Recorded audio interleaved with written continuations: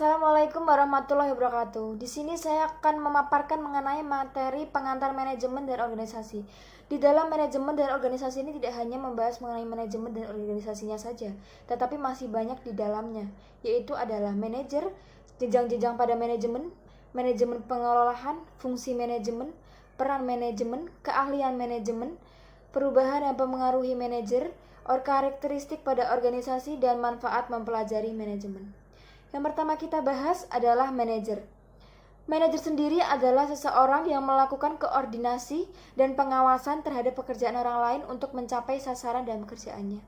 Jadi manajer ini tidak hanya bekerja untuk dirinya sendiri, tapi dia bekerja untuk membantu karyawan di bawahnya untuk mencapai sasaran yang akan dituju oleh perusahaannya. Yang kedua adalah jenjang-jenjang pada manajemen. Pada jenjang-jenjang pada manajemen ini kita pilih menjadi 3 bagian, yaitu adalah manajer lini pertama yang mengelola pekerjaan para karyawan dan manajemen, yaitu dia adalah manajemen tingkat paling terbawah yang mengawasi pekerjaan karyawan di bawahnya. Dan yang kedua adalah manajemen tingkat menengah, mereka di antara posisi terbawah dan teratas, yaitu mengawasi pekerjaan dari manajer lini pertama. Dan manajer tingkat menengah ini mempunyai nama jabatan seperti manajer keuangan. Dan yang ketiga adalah manajer tingkat puncak. Manajer tingkat puncak ini adalah manajer paling tertinggi tingkatannya dan memiliki tanggung jawab atas pengambilan keputusan yang mempengaruhi jalannya seluruh organisasi. Jadi tingkatan pada manajemen ini sangat berpengaruh pada sebuah perusahaan. Tidak sembarang orang bisa menjadi tingkat paling tertinggi, tingkat paling puncak di manajemen ini. Yang ketiga adalah manajemen pengelolaan. Manajemen pengelolaan ini mengawasi aktivitas-aktivitas koordinasi pekerjaan orang lain agar terselesaikan secara efisien dan efektif. Pada manajemen pengelolaan ini, efisien dan efektif sangat dibutuhkan dalam pekerjaan. Efisien sendiri memiliki kemampuan untuk menyelesaikan sesuatu dengan benar, sedangkan efektif kemampuan untuk memilih tujuan dengan tepat. Jadi efektif dan efisien ini biasanya lebih digunakan yang efektif karena lebih menuju pada sasaran yang tepat dan tidak hanya menyelesaikan sesuatu dengan benar.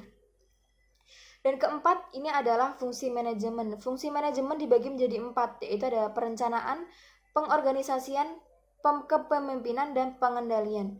Perencanaan sendiri memiliki tujuan untuk sasaran dan penetapan strategi suatu perusahaan. Penataan adalah menentukan apa yang harus diselesaikan. Kepemimpinan adalah memotivasi dan memimpin. Yang keempat adalah pengendalian. Dia tugasnya mengawasi aktivitas agar terselesaikan secara sesuai dan sesuai dengan rencana. Dan kelima adalah peran-peran. Peran-peran ini menurut Mintzberg yang merupakan kategori perilaku-perilaku manajerial ke dalam beberapa kelompok, yaitu ada peran jembatan antar pribadi. Peran jembatan antar pribadi ini biasanya sebagai tokoh pemimpin atau tokoh penghubung. Yang kedua adalah peran informasional, yaitu sebagai pemantau, penyebar, dan sebagai juru bicara suatu perusahaan. Yang ketiga adalah peran mengambil keputusan.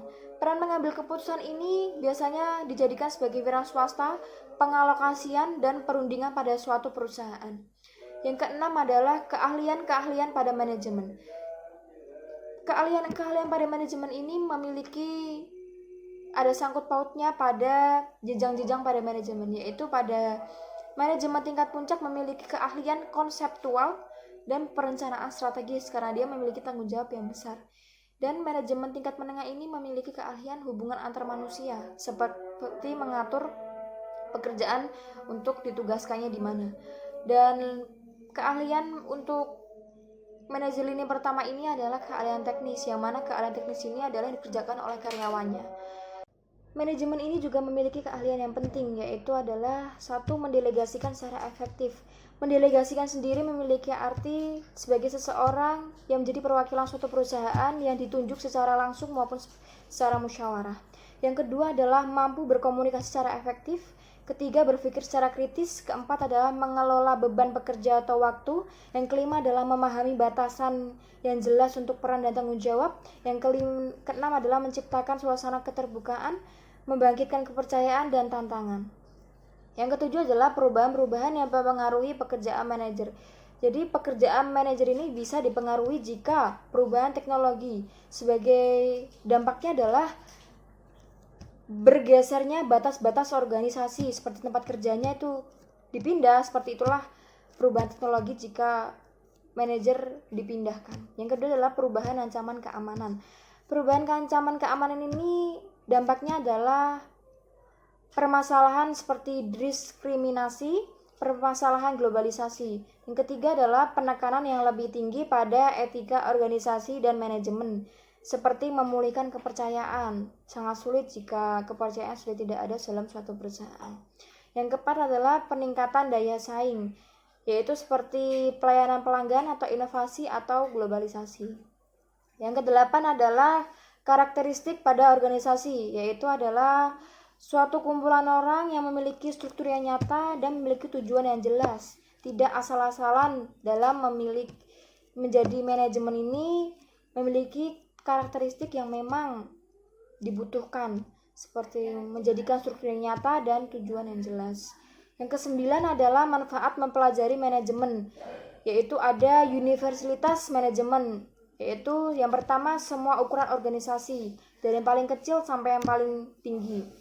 Yang kedua adalah pada jenjang organisasi, seperti jenjang terbawah sampai yang teratas. Yang ketiga adalah semua bidang kerja organisasi, mau itu manajemen, mau itu akuntansi, bisa bekerja jika kita mau mempelajari manajemen.